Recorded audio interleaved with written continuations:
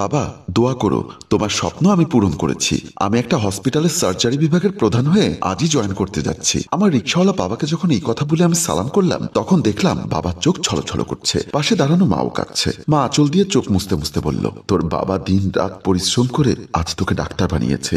মানুষটাকে দেখেছি খেয়ে না খেয়ে তোর কলেজের বেতন জোগাড় করতে। তুই যে আমাদের সংসারে গোবরে পদ্মফুল রে বাবা। তারপর আমি মায়ের উদ্দেশ্যে বললাম, মা এই ফ্ল্যাটটি হসপিটাল কর্তৃপক্ষ আমাকে দিয়েছে। আমরা আগে ছিলাম বস্তিতে, এখন এত সুন্দর ফ্ল্যাটে উঠেছ, কিন্তু তোমাদের পোশাক আশাকগুলো পরিবর্তন করনি কেন? আমার কথার উত্তরে মা বলল, বাবারে ঘর পরিবর্তন করতে হয়েছে, কিন্তু অভ্যাসটা এখনো পরিবর্তন করতে পারিনি। দেখ না, আজ এমন খুশির দিনে তোর বাবা আবারও রিক্সা নিয়ে বের হচ্ছে। কথাটা শুনে আমি অবাক হলাম। বাবার উদ্দেশ্যে বললাম, বাবা এতদিন না হয় তুমি একা ইনকাম করতে, আজ থেকে তো আল্লাহর রহমতে আমার ইনকাম শুরু। তারপরও কেন তুমি রিক্সা নিয়ে বের হবে? বাবা কাঁদতে কাঁদতে বলল, আজ মাত্র তুই প্রথম হসপিটালে জয়েন করছিস, এখনো তো বেতন পাসনি। যখন তোর বেতনের টাকা এনে তোর মায়ের হাতে দিবি, তখন থেকে আমি রিক্সা চালানো বন্ধ করব। 1 মাস ধরে তো তুই বেতন পাবি না। এই 1 মাস তুই কিভাবে হসপিটালে যাবি? তোর হাত খরচের দরকার আছে না? বাবার মুখে এমন কথা শুনে বুঝতে পারলাম একজন পিতা সন্তানের জন্য কতই না চিন্তা করে। সত্যি তো, পিতা মানে বটবৃক্ষ। বাবার চিন্তা চেতনা দেখে আমি আবার বললাম, থাক না বাবা, আজ থেকে রিক্সা চালানো বন্ধ করে দাও। তুই যখন সামনের মাসে বেতন পাবি আর বেতনের টাকাগুলো এনে তোর মায়ের হাতে দিবি, তখন থেকে আমি রিক্সা চালানো বন্ধ করব। এখন তুই আল্লাহর নাম নিয়ে হসপিটালে চলে যা। তারপর আমি বাবা মা দুজনকে আবারও সালাম করে হসপিটালের উদ্দেশ্যে চলে গেলাম। আমি যখন হসপিটালে আমার জন্য নির্ধারিত চেম্বারে ঢুকলাম, তখন দেখলাম ওখানে আমার জন্য আগে থেকে অপেক্ষা করছে উক্ত হসপিটালের পরিচালনা পরিষদের হেড অব ডিপার্টমেন্ট বিশিষ্ট শিল্পপতি জনাব বাবু চৌধুরী। উনি হচ্ছেন এই হসপিটালের প্রধান। ওনার পাশে একজন সরকারি ডাক্তার ও একজন নার্সকে দেখতে পেলাম। আমাকে দেখে জনাব বাবু চৌধুরী বলল, কংগ্রাচুলেশনস ডাক্তার তুহিন, আমাদের হসপিটালে আপনাকে স্বাগত।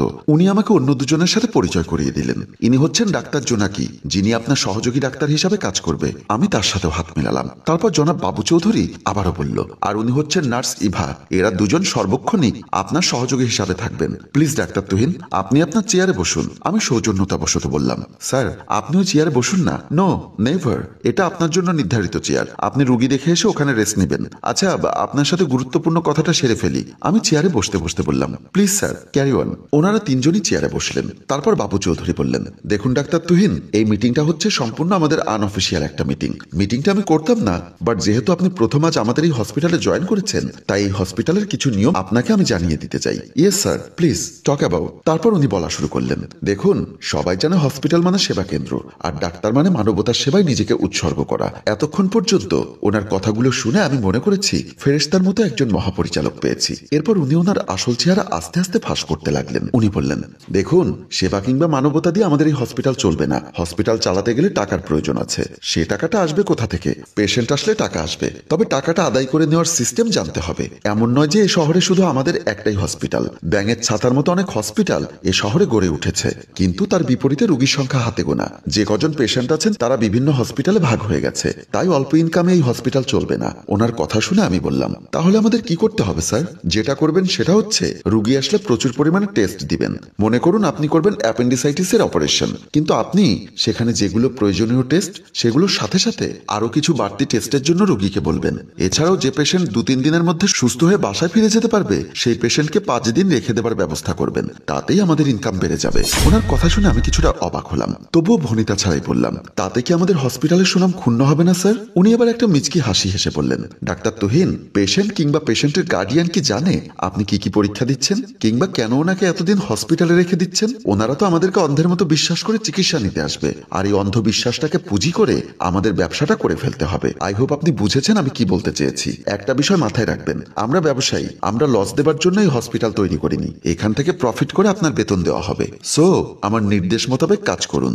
বলে উনি এবং ওনার সাথে আসা আমার সহকারী ডাক্তার ও নার্স একসাথে চলে গেলেন। আমি চেম্বারে বসে বসে ভাবছি, মানবতার আড়ালে এরা কেমন ব্যবসার পরিকল্পনা করছে। হায় রে বিবেক, যদিও আমি এটা ভাবছি, কিন্তু আমার কিচ্ছু করার নেই। আমি বুঝতে পারলাম এই হসপিটাল আমাকে খুব শীঘ্রই ত্যাগ করতে হবে। তবে সব প্রাইভেট ক্লিনিকের পরিচালনা পরিষদের মানুষেরা এমন না। এ শহরে অনেক প্রাইভেট ক্লিনিক আছে যারা ব্যবসার চিন্তা বাদ দিয়ে সেবার চিন্তা নিয়ে বসেছেন। আমাকে ওরকমই একটা হসপিটাল খুঁজে বের করতে হবে। চেয়ারটাতে বসেই আমার দুঃখিনী বাবার কথা মনে পড়ে গেল। আমার বাবা কত কষ্ট করেই না আমাকে ডাক্তার বানিয়েছেন, আর আমি কিনা হব টাকা ইনকাম করার যন্ত্র? না, মোটেও না। আমার মনে পড়ে সেদিনের কথা, যেদিন মেডিকেল কলেজে টাকা জমা দেবার জন্য আমি রাস্তার পাশে দাঁড়িয়েছিলাম। বাবা কখন টাকা এনে দিবে আর আমি কখন কলেজে গিয়ে টাকাটা জমা দিব, এদিকে সময় চলে যাচ্ছে।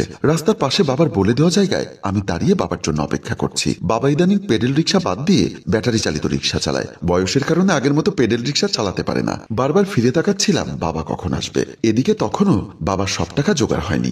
বিভিন্ন জন থেকে ধার দেনা করে কিছু টাকা জোগাড় করেছেন আমার জন্য। 30,000 টাকা দরকার। বাবার কাছে ছিল 25,000 টাকা। এই টেনশন নিয়ে বাবা ব্যাটারি চালিত রিক্সা চালাচ্ছেন। একটা মোড়ের কাছাকাছি আসতেই বাবা দেখতে পেলেন বাবার সাথে ব্যাটারি চালিত রিক্সা চালানো সাইফুল আঙ্কেলকে। সাইফুল আঙ্কেল তখন একটা মোড়ে দাঁড়িয়ে কিছু টাকা গুনছিল। পাশ দিয়ে বাবা অটো চালিয়ে যাবার সময় ওনাকে লক্ষ্য করলো।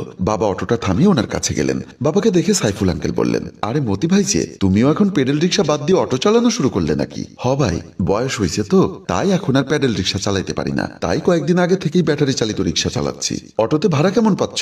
আল্লাহর রহমতে মোটামুটি পাচ্ছি। তুমি তো মিয়া কাজের কাজ কইরা ফালাইছো, আমি আবার কি করছি? নিজে অটো চালালে ও ছেলেটার মেডিকেলে পড়াচ্ছ।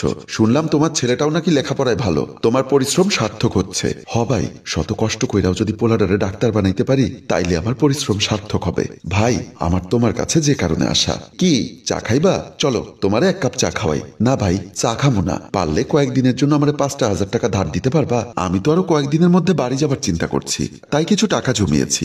ভাই, আমি 2-1 দিনের মধ্যে তোমার টাকা পরিশোধ কইরা দিমু। আমার পোলাডার আইস কলেজে টাকা জমা দিতে হইব। অনেক কষ্টে কিছু টাকা জোগাড় করছি, আরো 5,000 টাকা দরকার। বাবার এমন করুণ আবদার শুনে সাইফুল আঙ্কেলের মনটা গলে গেল। তাই উনি ওনার জমানো টাকা থেকে 5,000 টাকা বাবার হাতে দিয়ে বলল, এই নাও মিয়া, তোমার পোলা মানে আমাগো পোলা। পোলারে কইবা ডাক্তার হইয়া বাইর হইলে যেন গরিব দুঃখী গো সেবা করে। আর তোমার পোলা ডাক্তার হইলে আমরা গর্ব কইরা কমু আমাগো অটোওয়ালার পোলা MBBS ডাক্তার। হ ভাই, পোলাটা মনে হয় এতক্ষণ দাঁড়ায় আছে। তারপর বাবা সাইফুল আঙ্কেল থেকে 5,000 টাকা নিয়ে আমার উদ্দেশ্যে চলে আসলেন। আমি তখনও রাস্তার পাশে বাবার জন্য দাঁড়িয়েছিলাম। বাবাকে আসতে দেখে কিছুটা স্বস্তি পেলাম। বাবা কাছে আসতেই বাবাকে বললাম, এতক্ষণ দেরি করলে কেন? বাবা গামছা দিয়ে ঘাম মুছতে মুছতে বলল, বাবারে, আমার মতো গরিব বাবার জন্য 30,000 টাকা জোগাড় করা যে কত কষ্টের সেটা শুধু আমি জানি। যাক, তবু আল্লাহর কাছে শুক্রিয়া, আমি তোর টাকাটা জোগাড় করতে পারছি। এই নে বলেই বাবা টাকাটা আমার হাতে দিলেন। বাবার চেহারার দিকে দেখে বুঝতে পারলাম আমাকে মেডিকেলে পড়ানোর জন্য বাবা কতটা না কষ্ট করছে। এই বয়সেও মানুষটা হাড় ভাঙা পরিশ্রম করে আমাকে ডাক্তার বানাচ্ছেন। আল্লাহ, আমি যেন আমার বাবার মনের আশাটা পূরণ করতে পারি। টাকাগুলো হাতে নিয়ে বাবাকে বললাম, বাবা, আমার দেরি হয়ে যাচ্ছে, আমি এখন আসি। বাবা বলল, তোর গাড়িতে যাওয়ার দরকার কি? অটোতে ওঠ, আমি তোকে মেডিকেল কলেজের সামনে নামিয়ে দিব। না বাবা, তোমারও তো পরিশ্রম করতে হবে না। আর তাছাড়া তুমি অটো চালাবে, আমি সেই অটোতে উঠবো? দেখতে কেমন বিশ্রী লাগছে না? বিশ্রী লাগবে কেন? আমি অটোওয়ালা, আমার অটোতে কত মানুষই তো ওঠে। কথা বেশি না বাড়িয়ে তাড়াতাড়ি ওঠ, আমি তোকে নামিয়ে দিয়ে আসি। ঠিক আছে বাবা, তুমি তাহলে অটোতে বসো, আমি চালাই। সে কি রে, তুই কয়দিন পর ডাক্তার হবি? তুই মেডিকেলের ডাক্তার হয়ে অটো চালাবি? তুই বস, আমি নিয়ে যাচ্ছি। তারপর বাবা একরকম জোর করে আমাকে অটোতে তুলে নিয়ে অটোটা চালাতে লাগলেন। এই ভরা রোদে বাবা অটো চালাচ্ছেন। সূর্যের তাপে বাবার মাথা বেয়ে ঘাম ঝরে পড়ছে, আর বাবা কিছুক্ষণ পরপর সেই ঘাম মুছছেন। যাত্রী হয়ে বসে আমি বাবার কষ্টটা অনুভব করতে লাগলাম। যদি ডাক্তার হয়ে বের হতে পারি, বাবাকে একটা প্রাইভেট গাড়ি কিনে দিব, যে গাড়িতে বসে বাবা এসি অন করে দিয়ে মাকে নিয়ে পুরো শহর ঘুরে বেড়াবেন। আল্লাহ, তুমি আমার সেই তৌফিক দান করো। সেদিন বাবা আমাকে অনেক কষ্ট করে মেডিকেল কলেজের সামনে নামিয়ে দিয়েছিলেন। আমি যখন আমার নির্ধারিত চেম্বারে বসে কথাগুলো ভাবছিলাম, এমন সময় আমার সহকারী নার্স ইভা আক্তার এসে বললেন, স্যার, একজন অ্যাক্সিডেন্ট রোগী এসেছে, প্রচুর রক্তক্ষরণ হচ্ছে, ওনাকে ইমিডিয়েটলি ট্রিটমেন্ট করা দরকার, ওটিতে নিয়ে যান। আমি আসছি। স্যার, ওনার সাথে কোনো গার্ডিয়ান নেই। কেন? রাস্তায় অ্যাক্সিডেন্ট করেছে, পথচারীরা ওনাকে ধরাধরি করে হসপিটালে এনে রেখে গেছেন। ওনার গার্ডিয়ানদেরকে কল করার ব্যবস্থা করুন। গার্ডিয়ান কল করার উপায় নেই, কারণ ওনার সাথে কোনো মোবাইল ছিল না, আর তাছাড়া উনি পুরোপুরি অজ্ঞান। ওনাকে সুস্থ করার পর ওনার গার্ডিয়ানদেরকে কল করা হবে। এখন আপাতত ওটিতে নিয়ে যেতে বলেন। হসপিটাল কর্তৃপক্ষ রাজি হচ্ছে না। ওনারা বলছে পেশেন্টের পোশাক আশাক দেখে মনে হয় উনি ছিন্নমূল মানুষ, আর একজন ছিন্নমূল পেশেন্টের ট্রিটমেন্ট করে এত বড় লোকসান হসপিটাল কর্তৃপক্ষ দিতে চাচ্ছে না। তাহলে ওনাকে সরকারি হসপিটালে পাঠানোর ব্যবস্থা করুন। ঠিক আছে স্যার, আমি ম্যানেজমেন্টকে গিয়ে বলি। বলেই নার্স ইভা ম্যানেজারের ডেস্কের দিকে চলে গেলেন। নার্স ইভা ম্যানেজারের রুমে আসলেন। ম্যানেজার সাহেব তখন কাজে ব্যস্ত ছিল।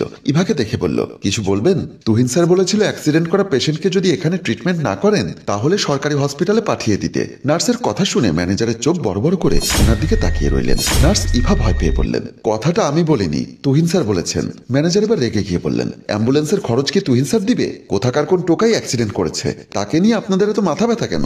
না স্যার, লোকটার এত বেশি রক্তক্ষরণ হচ্ছে যে ওনাকে ইমিডিয়েটলি ট্রিটমেন্ট করানো না হলে উনি মারা যাবেন। ওনার গার্ডিয়ান না আসলে ওনাকে কিভাবে ট্রিটমেন্ট করবেন? এই ট্রিটমেন্টের খরচ কে দিবে? স্যার, উনি মারা গেলে কি করবেন? যদি ওনার গার্ডিয়ান না পাই তাহলে আঞ্জুমান মফিদুলে বেওয়ারিশ লাশ হিসাবে দিয়ে দিব। যান, এখন ডিউটি পালন করুন। কে মরল আর কে বাঁচলো সে হিসাব আপনাদের করতে হবে না। ম্যানেজারের ধমক খেয়ে নার্স ইভা চলে গেল। এদিকে আমিও আমার সহকারী ডাক্তার জোনাকি একটা অপারেশন করে আমার চেম্বারে এসে বসলাম। জোনাকি বলল, স্যার, অনেক ডাক্তারের সহকারী হিসাবে অনেক অপারেশন করিয়েছি, কিন্তু আপনার মতো এত নিখুঁত অপারেশন করতে কাউকে দেখলাম না। সত্যি স্যার, আপনি সার্জন হিসাবে একদিন সারা বাংলাদেশে নাম করবেন। আমি তখন হেসে বললাম, প্রশংসা করার জন্য তোমাকে ধন্যবাদ, তবে আমার এসবের পেছনে আমার বাবা মায়ের অনেক অবদান রয়েছে। ওনারা প্রতিনিয়ত আমার জন্য দোয়া করেন। তাদের দোয়ার বরকতে আল্লাহ তাআলা হয়তোবা আমাকে এমন শক্তি দিয়েছেন। তারপর ডাক্তার জোনাকি বলল, স্যার লাঞ্চ আওয়ার হয়েছে, আপনি লাঞ্চ করবেন না? করব, কিন্তু আমি তো এই হসপিটালের ক্যান্টিন কোথায় চিনি না। এই হসপিটালে ডাক্তারদের ক্যান্টিন হচ্ছে গ্রাউন্ড ফ্লোরে, লিফট দিয়ে নিচে নেমে যেখানে ডাক্তারদের গাড়ি পার্কিং এর ব্যবস্থা আছে ওই দিকে যেতে হয়। আমিও লাঞ্চ করব, আপনি ইচ্ছা করলে আমার সাথে যেতে পারেন। এমন সময় নার্স ইভা এসে বলল, স্যার ওই পেশেন্টটা মারা গেছে। ইন্না লিল্লাহি ওয়া ইন্না ইলাইহি রাজিউন। কোন পেশেন্ট? ঘন্টা দুয়েক আগে আপনাকে এসে বলেছিলাম না, একটা পেশেন্ট রোড অ্যাক্সিডেন্ট করে পথচারীরা আমাদের হসপিটালে এনে রেখে গেছেন। ওই পেশেন্টটা। ওনাকে সরকারি হসপিটালে রেফার করা হয়নি? না স্যার, ওনার গার্ডিয়ানও এখন পর্যন্ত খুঁজে পাওয়া যায়নি। কষ্টের বিষয়টা কি জানেন স্যার? আমাদের হসপিটাল কর্তৃপক্ষ ওনার লাশটা গ্রাউন্ড ফ্লোরের গাড়ি পার্কিং এর ওখানে ফ্লোরে ফেলে রেখেছে। কেন? হসপিটাল কর্তৃপক্ষ মনে করছে উনি ছিন্নমূল পথের মানুষ। ওনার লাশটা হসপিটালের ফ্রিজে রাখলে যে কারেন্টের বিল যাবে সেটাও ওনারা পাবে না, তাই গাড়ি পার্কিং এর ওখানে ফ্লোরে ফেলে রেখেছে। আঞ্জুমান মফিদুল ইসলামকে নাকি কল করেছে, কিছুক্ষণ পর ওনারা আসলে এই লাশ নিয়ে যাবেন। নার্সের মুখে এমন কথা শুনে ডাক্তার তুহিন বলল, সত্যিই বড় অমানবিক। আমি ইন্টার্নি করার সময় অনেক প্রাইভেট ক্লিনিক দেখেছি, ওনারা এসব ক্ষেত্রে বেশি মানবিক, কিন্তু আমার জীবনে বড় কষ্টের বিষয়, চাকরির শুরুটা হয়েছে এমন একটা ক্লিনিকে, যে ক্লিনিকের মানুষগুলো মানবতার চাইতে টাকাকে বেশি প্রাধান্য দেয়। ডাক্তার জোনাকি বলল, স্যার ওসব বিষয় আমাদের মাথা ঘামিয়ে লাভ নেই, চলুন আমরা লাঞ্চটা করে আসি। বলে আমি আর জোনাকি লাঞ্চ করার জন্য ক্যান্টিনে চলে গেলাম। আমরা গ্রাউন্ড ফ্লোরে লিফট থেকে নেমে যখনই ক্যান্টিনের দিকে মুভ করেছিলাম, তখনই হঠাৎ আমার চোখ পড়ল পার্কিং এর একপাশে ফ্লোরে ফেলে রাখা একটা লাশ। এই পেশেন্টের কথাই হয়তোবা ইভা আমাকে বলেছিল, কিন্তু ওনাকে এক পলক দেখে আমার চোখটা আটকে গেল। ওনার মুখটা যদিও বা আমি দেখতে পাচ্ছিলাম না, কিন্তু ওনার পণ্যের পোশাকটা আমার পরিচিত মনে হলো। তাই আমি ক্যান্টিনের দিকে না গিয়ে জোনাকিকে বললাম, জোনাকি ম্যাডাম একটু দাঁড়ান তো। কেন স্যার, আপনি আবার দাঁড়িয়ে গেলেন কেন? আমি একটু পেশেন্টের মুখটা দেখে আসি তো। ওই লাশটার? কেন? ওনাকে আমার কেমন জানি পরিচিত পরিচিত মনে হচ্ছে। হলেও হতে পারে, শুনেছি উনি নাকি অটো চালাতেন, হয়তোবা ওনার অটোতে করে আপনি কখনো বাসায় গিয়েছেন, তাই আপনার কাছে পরিচিত মনে হচ্ছে। জোনাকির মুখে এমন কথা শুনে আমার কলিজাটা মোচড় দিয়ে উঠল। তাই আমি আর কাল বিলম্ব না করে লাশটার দিকে চলে গেলাম। আমার সাথে সাথে জোনাকি ম্যাডামও চলে আসলেন। আমি লাশটার সামনে এসে হাঁটু গেড়ে বসলাম। ভয়ে আমার বুকটা কাঁপছে। কেন এমন হচ্ছে বুঝতে পারছি না। ওনার গায়ের রক্তের ঘ্রাণটা আমার খুব পরিচিত মনে হচ্ছে। আমার হার্টবিট বেড়ে যাচ্ছে, শরীরটা থির থির করে কাঁপছে। ডাক্তার জোনাকি বলল, স্যার আপনি এমন করছেন কেন? না কিছু না। তারপর আমি লাশটা ধরে চেহারাটা ঘোরাতেই আমার সব কিছু উলটপালট হয়ে গেল। আমার মাথায় যেন আকাশ ভেঙে পড়ল। এ আমি কি দেখছি? ডাক্তার জোনাকি বলল, স্যার আপনি ওনাকে চিনেন? আপনার পরিচিত কেউ? জোনাকি, এ তো আমার বাবা। বলে আমি গগনবিধারী চিৎকার দিয়ে কান্না করতে লাগলাম। হ্যালো ভিউয়ার্স, আমাদের গল্পটি কাল্পনিক, তবুও এই গল্পের সাথে আপনারা অনেক প্রাইভেট ক্লিনিকের মিল খুঁজে পাবেন। কিছু কিছু প্রাইভেট ক্লিনিক আছে যারা সেবার নামে ব্যবসা করে। আমাদের এই গল্পটি শুধুমাত্র আপনাদের উদ্দেশ্যে তৈরি করা। গল্পটি আপনাদের কেমন লেগেছে তা অবশ্যই কমেন্টে লিখে জানান।